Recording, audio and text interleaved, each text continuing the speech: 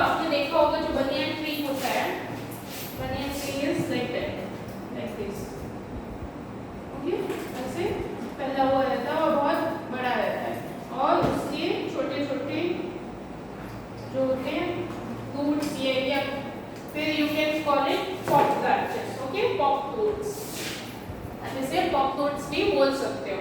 तो आप क्या कभी आपने इनके ऊपर झूला है?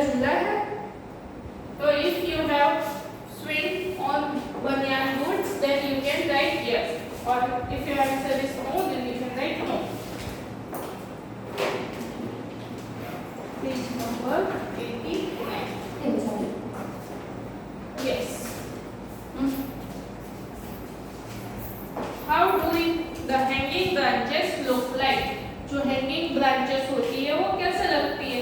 अब अगर आप इसको देखोगे तो कैसे लगेगा कि किसी ने पेड़ के ऊपर बहुत सारी रस्सियां लटका के रखी है। It looks like as a hanging rope. It looks like as hanging rope tied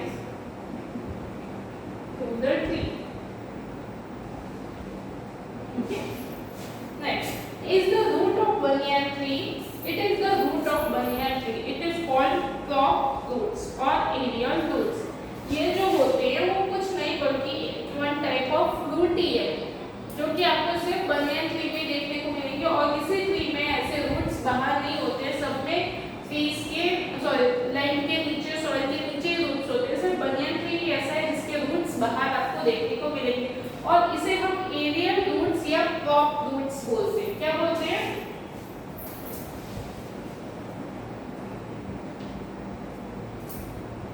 prop roots, और you can call it aerial roots.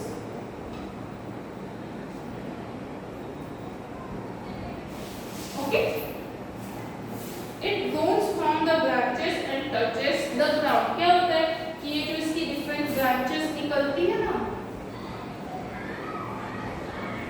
ऐसे ब्रांचेस है ट्री में मान लो, तो उसमें से ब्रांचेस में से जो है वो ये रूट्स निकलती है और कहाँ ग्राउंड को टच करती है। Okay, Kabir words situated in a Bharuch is very big. जो कबीर वर्ड है एक गार्डन टाइप है जो कि कहाँ पे है? भरूच में, जो बहुत बड़ा है। Its top roots are given strength to banyan tree like pillars now. और ये इतना बड़ा हो गया कि जो इसकी रूट्स है, जो कबीर वर्ड है एक गार्डन टाइप है, वहाँ पे एक वर्ड है जिसे banyan tree को हम गुजराती में वर्ड बोलते हैं, इसलिए उसका नाम कबीर वर्ड रखा गया है। ट्री का नाम कबीर दिया है और वो एक banyan tree इसलिए उसे वर्ड बोलते हैं, कबीर वर्ड। उसके जो रूट्स हैं वो इतने बड़े और इतने मोटे हो गए, जैसे पिलर्स किसे होते हैं इतने बड़े बड़े और ऐसे इतने मोटे मोटे होते हैं ना, वैसे ही उस ट्री के रूट्स ही इतने पॉप रूट्स से इतने मोटे मोटे हो गए कि वो पिलर्स की तरह दिखाई देते हैं। Remember one thing that banyan tree has roots inside the soil like other trees. हाँ, इसके रूट्स बाहर होते हैं, लेकिन आपको ये भी रखना है कि banyan tree के रूट्स भी दूसरे ट्रीज की तरह ग्राउंड के नीचे भी होते हैं। Okay, Have you seen pop roots growing from other trees like banyan tree? क्या आपने देखा है कि banyan tree के जैसे किसी और ट्री के पॉप रूट्स ऐसे निकल रहे हो? तो हमारे आंसर यस, आपको किसी और ट्री में जैसे देखने को नहीं मिलेगा, ओनली banyan trees के पॉप रूट्स होते हैं। Now let us do our activity. Now one activity is given to you that you have to do. Gather a group of 3 or 4. आपको क्या करना है? 3-4 लोगों का एक ग्रुप बनाना है। आप ये एक्टिविटी अकेले भी कर सकते हो, there is no need to gather. Then who will bring what from the list given below. Now आपको क्या करना है कि यहाँ पे आपको बहुत सारी लिस्ट दी हुई है, उसमें से कौन क्या लेके आएगा वो आपको डिसाइड करना है। Like green gram, that is moong, wheat, that is गेहूं, बाजरा, mustard, gram, चना, kidney beans means rajma, and cotton. I think all of you knows the meaning of cotton means ruin. Every work with only one kind of seed, और हर एक बच्चे को, हर एक group को एक type का सीड लेके आना, कोई मूंग लेके आएगा, कोई वीट लेके आएगा, कोई बाजरा लेके आएगा, कोई ग्राम लेके आएगा, ऐसे। Soak some seeds the whole night in a bowl filled with water. Now एक बाउल लेना है, उसमें पानी डालना है, और वो मूंग को, वो चने को, जो भी आप ले रहे हो, वीट ले रहे हो, बाजरा ले रहे हो, उसे पूरी रात तक भीगने देना है। Then take cotton and wet it. फिर आपको एक कॉटन लेना है और उसे गीला करना है। Put the cotton on the mouth of the glass. और फिर क्या करना है कि ग्लास के ऊपर उस कॉटन को रख देना है। Tie it with rubber band or thread tightly. फिर उस कॉटन को आपको रबर बैंड की हेल्प से या किसी थ्रेड की हेल्प से ग्लास के साथ बांध देना है। Take out soft seeds from water and put it in the cotton. फिर क्या करना है, जो सीड्स आपने पूरे रात होल नाइट भिगो के रखे थे उन्हें निकालना है और कॉटन के ऊपर ऐसे डालना है, स्प्रेड कर देना है। Take care that cotton will not dry, और हमें ये ध्यान रखना है 3-4 दिन तक ये एक्टिविटी चलेगी, तो हमें ये ध्यान रखना है, आपको ये 3-4 दिन तक ऑब्जर्व करना है, आपको ये ध्यान रखना है कि जो कॉटन हमारा है वो सूख ना जाए, हमें उसके ऊपर लगातार पानी छिड़कते रहना है। Observe the changes in the next 10 to 12 days। 10 to 12 days तक आपको ये ऑब्जर्व करना है। Have you seen sprouts coming out from the seeds? How are the germinated seeds are looked on the 4th and 8th day? Draw the picture. अब आपको हमें क्या करना था, हमें एक ग्लास लेना है, हम यहाँ पे मूंग लेके चलते हैं, ओके, मूंग या ग्राम लेके चलते हैं। We will take grams. हम ये सोच रहे हैं कि हमने ग्राम को लेके ये एक्टिविटी की है, ओके। तो एक बाउल लेना है, उसमें पानी भरना है, और उसके अंदर हमें जो ग्राम्स है उन्हें भिगा के रखना है पूरी रात तक, ओके। ये हमारे हैं ग्राम्स, और उन्हें हमने पूरे होल नाइट सोक करके रखा है।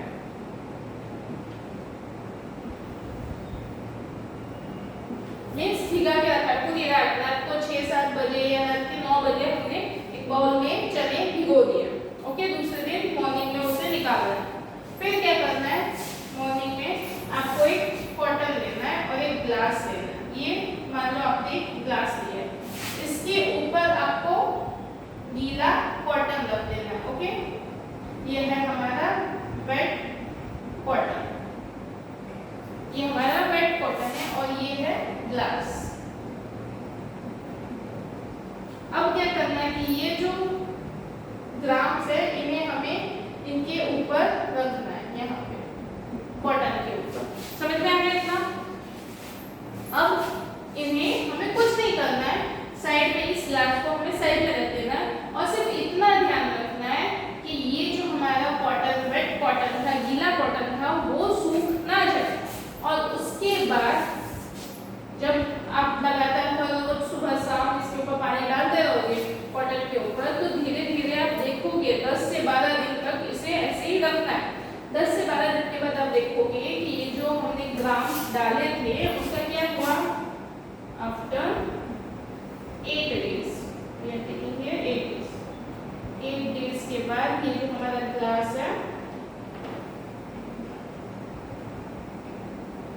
ये हमारा कॉटन है, यहाँ पे हमने अपने ग्राम्स डाले थे, राइट। अब 8 डेज के बाद क्या होगा वो मैं आपको यहाँ पे बता रही थी। 8 डेज के बाद जो होगा वो इसमें छोटे छोटे लीव्स आ जाएंगी या फिर स्प्राउट्स आएंगे। पहले तो स्टार्टिंग में स्प्राउट्स आएंगे, ऐसे स्प्राउट्स आएंगे, और यहाँ पे छोटे छोटे उनके रूट्स निकलेंगे। एंड देन आफ्टर 10 डेज क्या होगा, 12 डेज के बाद क्या होगा कि ये जो हमारा ग्लास है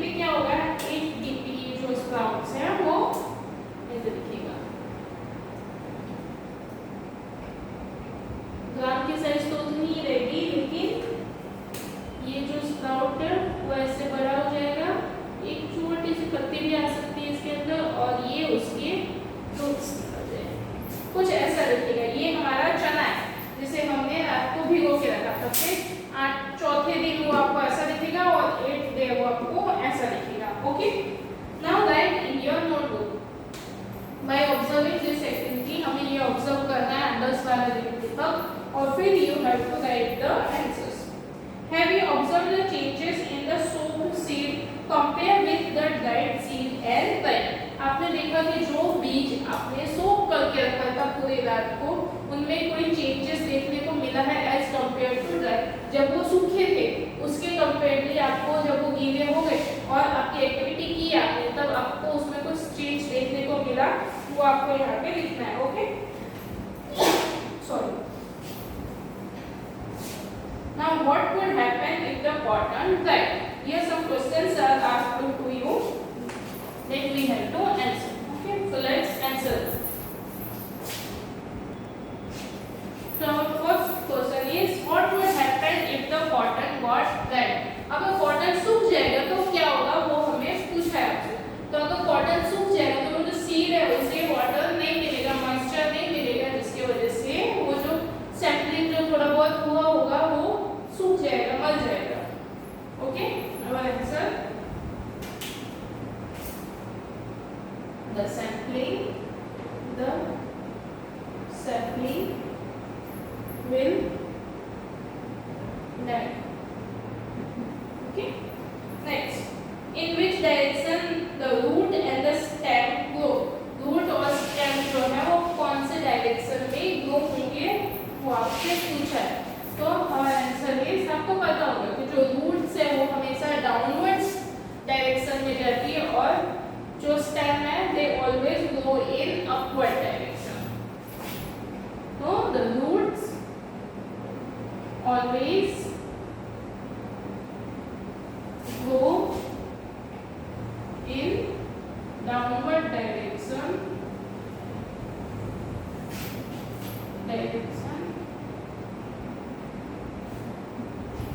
and stem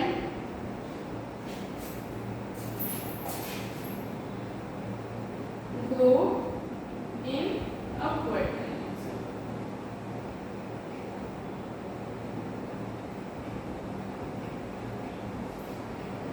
Next, how much will be the growth of the plant in the piece of cotton? हमने piece of cotton में उसको रखा है हमारे seeds को, तो वो उस cotton में कितना ग्रो करेंगे? क्या पूरा प्लांट बन सकता है उस cotton के अंदर ग्रो हो सकता है?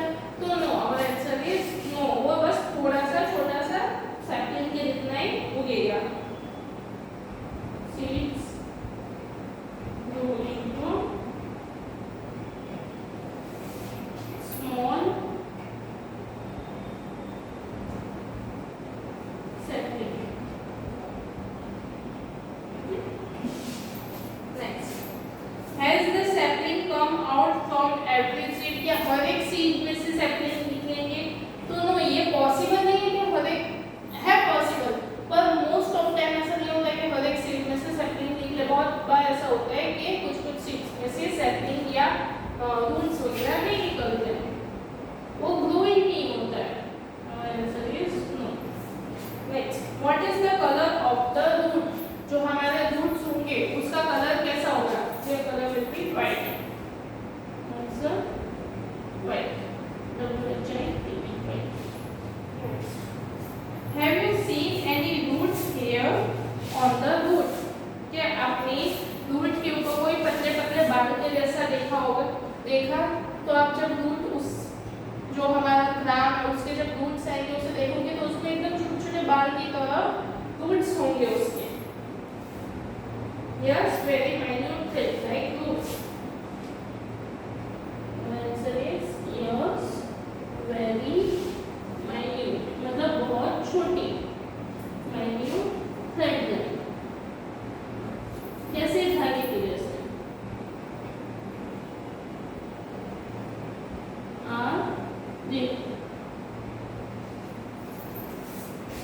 Next, try to pull a small plant from cotton.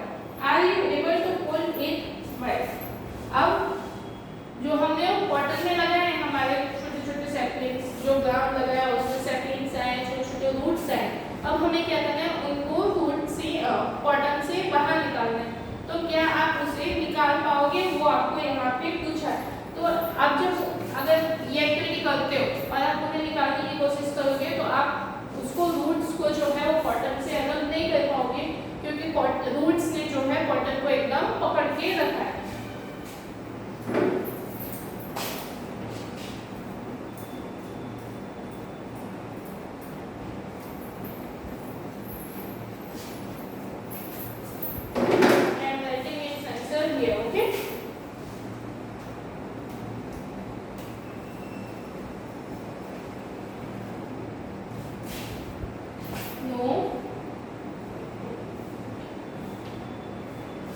It is not, it is hard to separate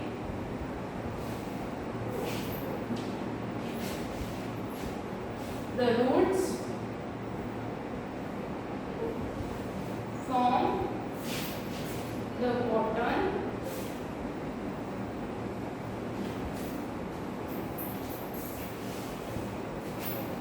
cotton sticks with the root। जो कॉटन है वो root के साथ चिपक गया। Do you see how firmly the roots hold the cotton? तब आप देखोगे कि जो roots है उन्होंने कॉटन को कितना टाइटली पकड़ा हुआ है। Think that the roots are holding the land also firmly like that। तो जो roots होती है वो land को भी ऐसे ही पकड़ के, जमीन को भी ऐसे ही पकड़ के रखते हैं। Look at the plants which your friends has done। अब आपने ये एक्टिविटी की, आपके फ्रेंड ने एक्टिविटी की है, तो आप उसकी एक्टिविटी भी देख सकते हो। Okay, I think